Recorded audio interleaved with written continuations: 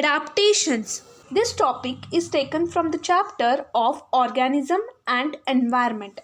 So this is very simple topic. First of all, we should understand what is adaptation.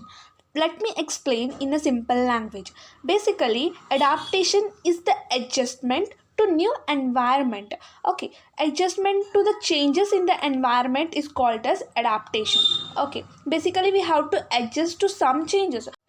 For example, we can take animals of the colder regions have shorter limbs as well as the short ears to minimize the heat lost. Basically, to minimize the heat loss. So, this is the adaptation done by the animals of the colder region. This is one type of adjustment to something, right? This is what happens in the adaptation. There are some important adaptations which we have to learn in this topic. Let us understand about adaptation. Okay. Adaptations are certain characteristics that organisms develop in order to survive and reproduce better in their habitat. So basically, these adaptations are characteristics, features. They are the features of the organisms. Play a very important features of an organisms. Basically, organisms develop these type of adaptation only for two reasons. Basically, one, to survive, and to reproduce better in the habitat. Reproduction is also very important, as well as survival of life is the most important, right? Adaptations mainly takes place for two reasons: for survival and to reproduce better in the society. Adaptation is the adjustment done by the organisms to survive and to reproduce better. Okay, let's move on. These adaptations can be physiological, behavioral, or morphological. Let us understand how these adaptation is physiological. So, physiological means we mean that internal features. Internal features of an organism help them to survive the life. This is what physiological adaptation. They have adjusted. Their internal features have been adjusted for the survival of the life. Okay, how it can be behavioral adaptation? See, behavioral adaptations are the things that organism do in order to survive. For example, we can take migration, immigration. Okay, for a physiological adaptation, we can take example of a poisonous snakes, right? Snakes produce poisonous venom, right, in order to survive, right? Then morphological, how the adaptation can be morphological. Morphology means structure, right? It is a structural change that organisms have been adapted. For example, we can take colder region. Animals of the colder region have shorter ears, basically to minimize the loss of heat. Okay. There are some of the important adaptations such as desert plant adaptation, how desert plants have been adapted, how the animals of colder region have been adapted, how the desert animals have adapted, okay, and how the people living in high altitudes have been adjusted to the environment. First one is desert plants.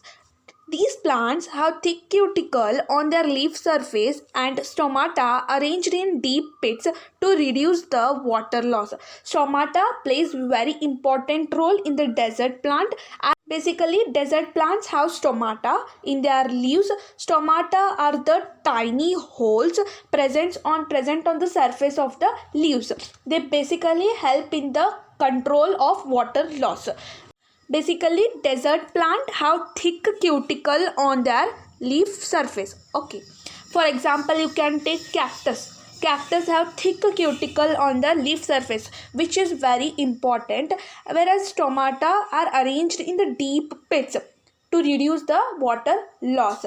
So basically, they control water loss as well as gas exchange by opening and closing. In stomata, opening and closing takes place. In opening and closing, what happens? They allow the water vapor and oxygen, whereas carbon dioxide into the leaf. A special photosynthetic pathway, CAM, enables their stomata to remain closed during daytime. Basically, these desert plants can withstand with a long period of time. They can withstand with a drought, etc. They have certain adaptations. Okay. thick cuticle is present in these plants, as well as means they are arranged in the deep pits so that the water loss can be reduced, as well as they follow special CAM photosynthetic pathway.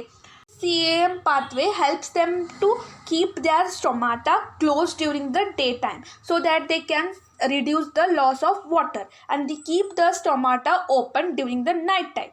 So this is what happens. They have special photosynthetic pathway. Basically, leaves are generally very small, as well as they have the scaly leaves. Sometimes leaves are reduced to spines and photosynthesis is carried out by flattened stems. Sometimes what happens, these leaves are basically small, right? Sometimes these leaves are reduced to spines to reduce the loss of water. Basically, loss of water can be reduced through transpiration.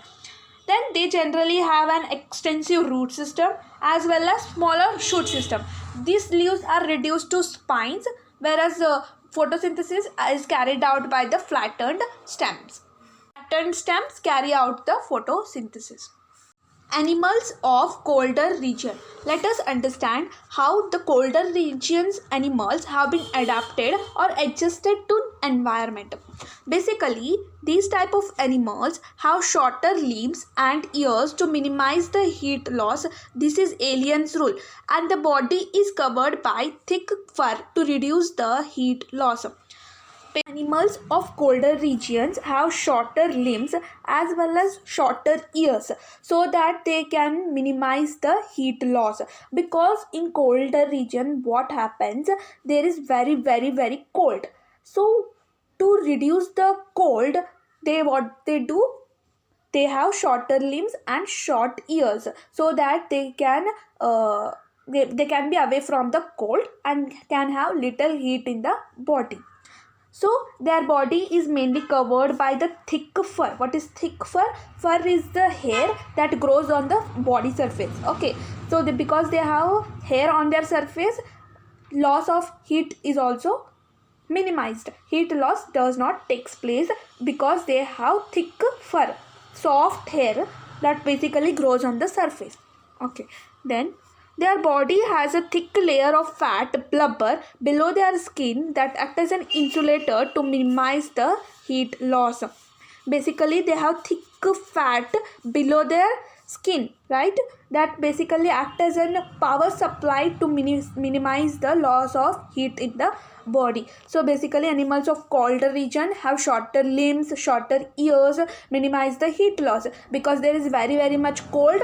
They need little amount of heat to their body for their survival, for their adaptation. They have shorter limbs, shorter ears according to Alien's rule, as well as they have the thick fur, soft hair on the surface of the body, so they can be protected from the cold, and the heat loss is little. Then they have a thick layer of fat below their skin so that they can survive in the environment.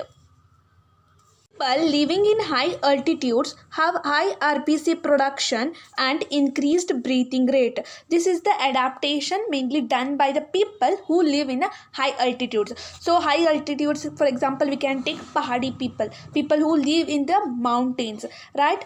Where people who live in mountain experience that they have their low oxygen. In high altitudes, presence of oxygen is very low. Due to this low oxygen condition, what happens? Production of RBC takes place. So mainly this leads to the RBC production. These RBC cells mainly help to supply the oxygen in muscles as well as other body organs. So these RBC cells help to supply the oxygen to the body, muscles and organs. Okay, increased breathing rates. At high altitudes, due to lack of oxygen is sensed there, what happens? This causes high increased breathing rates. Due to low oxygen, breathing rate also increases. These desert animals do not get sufficient amount of water, but they have capability to produce the water by oxidation of food. They do internal fat oxidation which leaves water as a byproduct. So they are able to survive in a very hot region due to these capabilities, due to these adaptations. Okay, they also have ability to concentrate. Desert animals are capable of burrowing in order to escape the heat. Desert animals dig underground so that they can escape the heat. There is very lot of heat. They need little amount of cold to the body. So for the survival, they dig underground so that they can get cold. Their body can be cold and can escape the heat. For example, you can take camel. In addition, some desert animals such as kangaroo, rat are able to meet their water requirement through internal fat oxidation. To understand this in a better way, we can take example. For example, kangaroo and rat can extract half gram of water out of every gram of seed they have been consumed. So this is the ability of the desert animals. Next, they also have ability to concentrate their urine. So desert animals do not have water, hence they must excrete very less amount of water. So they are able to produce highly concentrated urine. Due to the production of highly concentrated urine, and they have got specialized kidneys for extracting water from urine. They have the ability to get water from their urine. So this is the adaptations of desert animals for their survival and to reproduce better in the habitat.